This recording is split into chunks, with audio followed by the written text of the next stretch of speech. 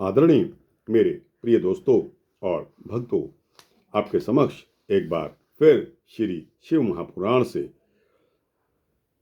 कुबेर के पद की प्राप्ति का यह वृतांत, सूक्ष्म वृतांत आपके समक्ष रखने जा रहा हूं। दोस्तों, यह सृष्टि खंड यानी कि रुद्र संहिता में दिया है, जो कि पेज नंबर 281 पर निश्चित है। दोस्तों, गीता प्रेस गोरखपुर द्वारा प्रिंटेड एंड पब्लिश्ड यह श्री शिव महापुराण आपके समक्ष सूक्ष्म रूप में इस वृतांत को रखने जा रहा हूं। तो दोस्तों, इजाजत दीजिए इस वृतांत को शुरू करने की। तो दोस्तों, आइए इस वृतांत को शुरू करते हैं। ब्रह्मा जी कहते हैं कि इन वृतांतों को सुनकर दीक्षित पुत्र अपने भाग्य की निंदा करके किसी दिशा को देखकर अपने घर से चल पड़ा और कुछ काल तक चलने के पश्चात वह यज्ञदत्त दुष्ट गुणनिधि थक जाने के कारण उत्साह रहित होकर वहीं रुक गया। वह बहुत बड़ी चिंता में पड़ गया कि अब मैं कहाँ जाऊं और अब मैं क्या करूं। मैंने विद्या का अभ्यास भी नहीं किया और ना तो मेरे पास धन ही है। मैं निर्धन भी हूं और पढ़ा लिखा भी नहीं हूं। दूसरे देश में तत्काल सुख तो उसी को प्राप्त होता है जिसके पास धन रहता है। यद्यपि धन रहने पर चोर से भय होता है, किंतु यह विघ्न सर्वत्र उत्पन्न हो सकता है। अरे, याजक के कुल में जन्म लेकर भी मुझ में इतना बड़ा दुर्व्यसन कैसे आ गया, यह आश्चर्य है। किंतु भाग्य बड़ा बलवान है, वही मनुष्य के भावी कर्म का अनुसंधान करता है।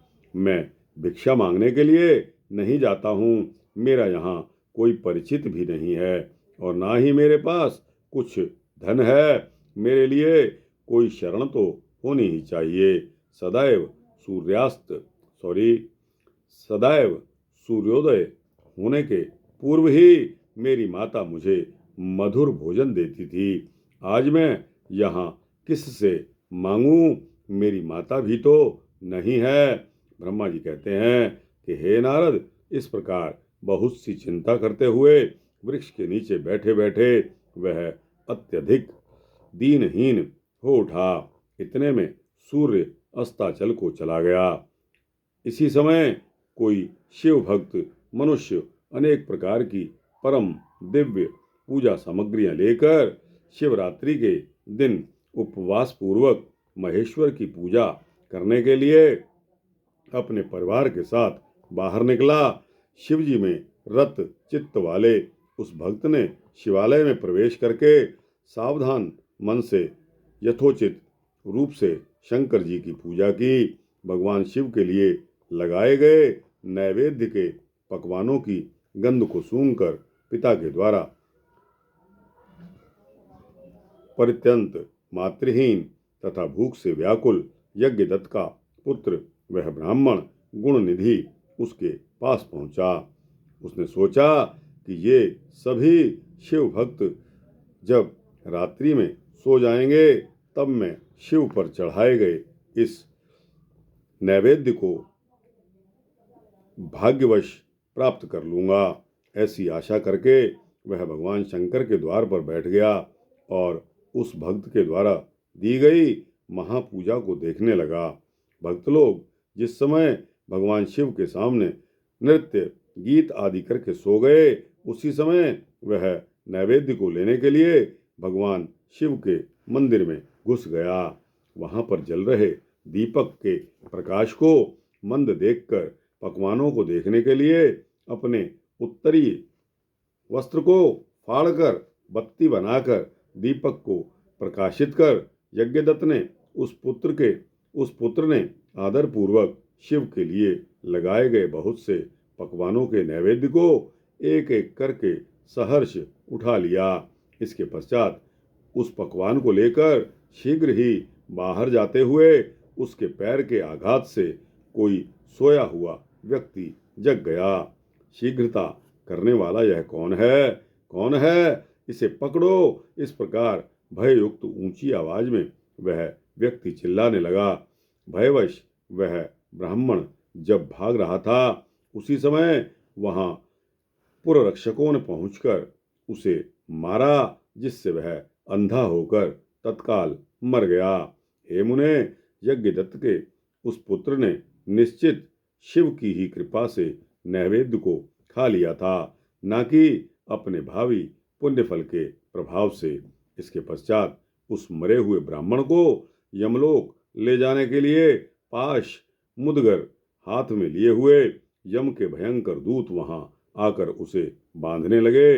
इतने में छोटी छोटी घंटियों से युक्त आभूषण धारण किए हुए और हाथ में त्रिशूल युक्त किए शिव के पार्षद दिव्य विमान को लेकर उसे ले जाने के लिए आ गए। शिवगण बोले कि हे यमराज के गणों, इस परम धार्मिक ब्राह्मण को छोड़ दो। यह ब्राह्मण दंड के योग्य नहीं है। इसके समस्त पाप भस्म हो चुके हैं। इसके अनंतर शिव पार्षदों के वचन सुनकर यमराज के गण आश्चर्यचकित हो गए और महादेव जी के गणों से कहने लगे। शंभु के गणों को देखकर डरे हुए तथा प्रणाम करते हुए यमराज के दूतों ने इस प्रकार कहा कि हे गणों, यह ब्राह्मण तो दुराचारी था। तब यमगण बोले, कुल की मर्यादा का उल्लंघन करके यह माता पिता की आज्ञा से परालमुख, सत्य शोच से परिभ्रष्ट तथा संध्या तथा स्नान से रहित था। यदि इसके अन्य कर्मों को छोड़ भी दिया जाए तो भी इसने शिव के निर्माल्य चढ़ाए गए नैवेद्य का लंघन किया है, अर्थात चोरी की है। इसके इस हेय कर्म को आप स्वयं देख लें। आप जैसे लोगों के लिए यह स्पर्श के योग्य भी नहीं है। जो शिव निर्माल्य को खाने वाले, शिव निर्माल्य की चोरी करने वाले और शिव निर्माल्य को देने वाले हैं, उनका स्पर्श अवश्य ही पापदायक होता है।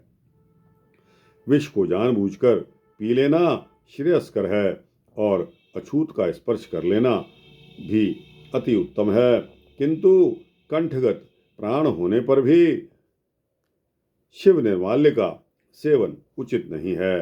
धर्म के विषय में आप सब जिस प्रकार प्रमाण हैं, वैसे हम लोग नहीं हैं। हे शिवगणों, सुनिए, यदि इसमें धर्म का लेश मात्र भी हो तो हम सब उसे सुनना चाहते हैं। यम के दूतों की इन बातों को सुनकर शिव के पार्षद भगवान शिव के चरण कमल का स्मरण करके कहने लगे। शिव सेवक क्या बोले? शिव सेवक बोले कि हे यम किंकरो, जो सूक्ष्म शिव धर्म है, जिन्हें सूक्ष्म दृष्टि वाले ही जान सकते हैं, उन्हें आपस दृश्य स्थूल दृष्टि वाले किस प्रकार जान सकते हैं। हे यमदूतो, पाप रहित इस यज्ञदत्त पुत्र ने यहाँ पर जो पुण्य कर्म किया है उसे सावधान होकर सुनो। इसने शिवलिंग के शिखर पर पड़ रही दीपक की छाया को दूर किया और अपने उत्तरीय वस्त्र को फाड़कर उससे दीपक की वर्तिका बनाई और फिर उससे दीपक को पुनः जलाकर उस रात्रि में शिव के लिए प्रकाश किया। हे किंकरो, इसने उस कर्म के अतिरिक्त अन्य भी पुण्य कर्म किया है। शिव पूजन के प्रसंग में इसने शिव के नामों का श्रवण किया है और स्वयं उनके नामों का उच्चारण भी किया है। भक्त के द्वारा विधिवत की जा रही पूजा को इसने उपवास रखकर बड़े ही मनोयोग से देखा है। अतः इन पुण्यों के प्रभाव से यह आज ही हम लोगों के साथ शिवलोक को जाएगा। वहां शिव का अनुगामी बनकर यह कुछ समय तक उत्तम भोगों का उपभोग करेगा। तत्पश्चात अपने पाप रूपी मैल को धोकर यह कलिंग देश का राजा बनेगा। क्यों? क्योंकि यह श्रेष्ठ ब्राह्मण निश्चित ही शिव का प्रिय हो गया है। हे यमदूतो, अब इसके विषय में कुछ कहने की आवश्यकता नहीं है। तुम लोग जैसे आए हो वैसे ही अति प्रसन्न मन से अपने लोक को चले जाओ। ब्रह्मा जी बताते हैं कि हे मुनीश्वर, उनके वाक्य को सुनकर पराडमुख हुए समस्त यमदूत अपने लोक को वापस लौट गए। हे मुने, गणों ने यमराज को गुणानिधि के उस संपूर्ण वृत्तांत का निवेदन कर दिया और शिवदूतों ने उनसे जो कहा था वह सारा समाचार आरंभ से उन्हें सुना दिया। धर्मराज बोले कि हे गणों, तुम सब सावधान होकर मेरे इस वाक्य को सुनो। जैसा आदेश दे रहा हूं वैसा ही प्रेम पूर्वक तुम लोग करना। हे गणों, इस संसार में जो श्वेत भस्म से त्रिपुंड धारण करते हैं उन सभी को छोड़ देना और यहाँ पर कभी मत लाना। हे गणों, जो श्वेत भस्म से शरीर में उद्भलन करते हैं उनको सबको तुम लोग छोड़ देना और यहाँ कभी मत लाना। इस संसार में जिस किसी भी कारण से जो शिव का वेश धारण करने वाले हैं उन सभी लोगों को भी छोड़ देना और यहाँ कभी मत लाना। इस जगत में जो रुद्राक्ष धारण करने वाले हैं या सिर पर जटा धारण करते हैं उन सभी को तुम लोग छोड़ देना और यहाँ कहीं कभी मत लाना।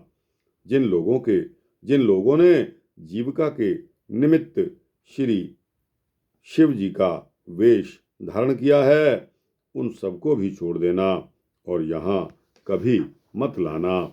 जिन्होंने दंभ या छल प्रपंच के कारण ही शिव का वेश धारण किया है उन सबको भी तुम लोग छोड़ देना, यहाँ कभी मत लाना। इस प्रकार उन यमराज ने अपने सेवकों को आज्ञा दी, जिसको सुनकर उन लोगों ने कहा कि जैसी आज्ञा महाराज वैसा ही होगा। ऐसा कहकर वे मंद मंद हंसते हुए चुप हो गए। ब्रह्मा जी बताते हैं कि इस प्रकार शिव पार्षदों ने यमदूतों से उस ब्राह्मण को छुड़ाया और वह पवित्र मन से युक्त होकर शीघ्र ही शिवगणों के साथ शिवलोक को चला गया।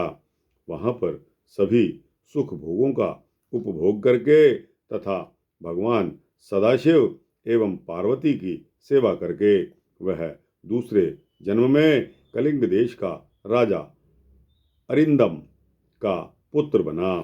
दोस्तों, राजा अरिंदम का पुत्र जो कि कलिंग देश के राजा थे वह बना उस शिव सेवा परायण बालक का नाम दम हुआ।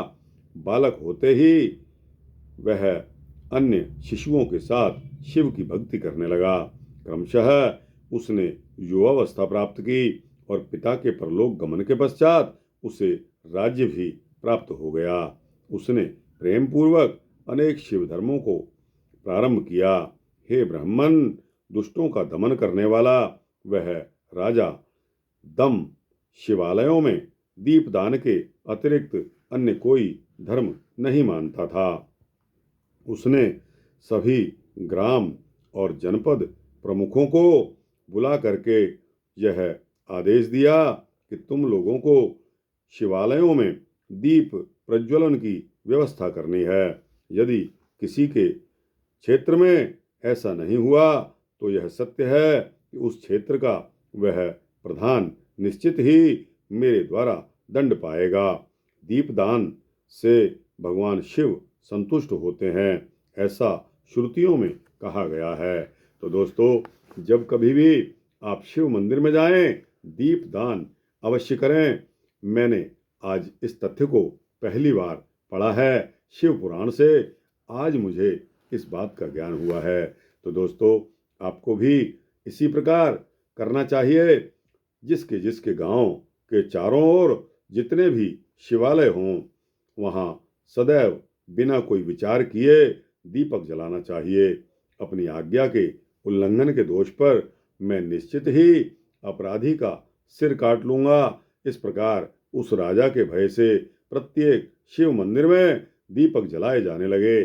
इस प्रकार जीवन पर्यंत इसी धर्माचरण के पालन से राजा दम धर्म की महान समृद्धि प्राप्त करके अंत में काल धर्म की गति को प्राप्त हुए। अपनी इस दीप वासना के कारण शिवालयों में बहुत से दीपक प्रज्वलित करके वह राजा दूसरे जन्म में रत्नमय दीपकों की शिखाओं को आश्रय देने वाली अलकापुरी का राजा कुबेर बना। इस प्रकार भगवान शंकर के लिए अल्पमात्र भी किया गया धार्मिक कृत्य समय आने पर फल प्रदान करता है। यह जानकर उत्तम सुख चाहने वाले लोगों को शिव का भजन करना चाहिए। कहाँ सभी धर्मों से सदा ही दूर रहने वाला दीक्षित का पुत्र और कहाँ दैव योग से धन चुराने के लिए शिव मंदिर में उसका प्रवेश और स्वार्थवश दीपक की वर्तिका को जलाकर शिवलिंग के मस्तक पर छाए हुए उस अंधकार को दूर करने के लिए किया गया उसका पुण्य कार्य, जिसके प्रभाव से उसने कलिंग देश का राज्य प्राप्त कर लिया और सदैव धर्म में अनुरक्त रहने लगा। पूर्व जन्म के संस्कार के उदय होने के कारण ही शिवालय में सम्यक रूप से मात्र दीपक को जलाकर उसने यह दिक्पाल कुबेर की महान पदवी प्राप्त कर ली। हे मुनीश्वर, देखिए यह मनुष्य धर्मा इस समय पर लोक में रहकर इसका भोग कर रहा है। इस प्रकार यज्ञदत्त के पुत्र गुणनिधि के चरित्र का वर्णन हो गया, जो शिव को प्रसन्न करने वाला है और जिसको सुनने वाले भी सभी कामनाएं जिनकी पूर्ण हो जाती हैं। तो दोस्तों, गुणनिधि ने सर्व देवमय भगवान सदाशिव से जिस प्रकार मित्रता प्राप्त की, अब मैं उसका वर्णन अगले वृत्तांत में आपके समक्ष रखूंगा।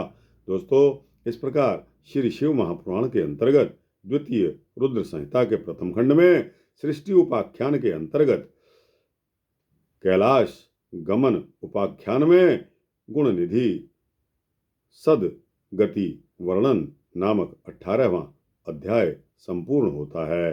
दोस्तों, आपको कैसा लगा? अच्छा लगा हो तो इसको लाइक और शेयर करते हुए अपने दोस्तों, भक्तों, मित्रों, जिज्ञासुओं तक अवश्य पहुंचाना। कमेंट सेक्शन में अपनी राय भी देना और इस चैनल को सब्सक्राइब कर देंगे तो आपको इसी तरह के सूक्ष्म भक्ति वृत्तांत मिलते रहेंगे। जय सदाशिव, जय श्री ब्रह्मा जी, विष्णु जी, महेश जी।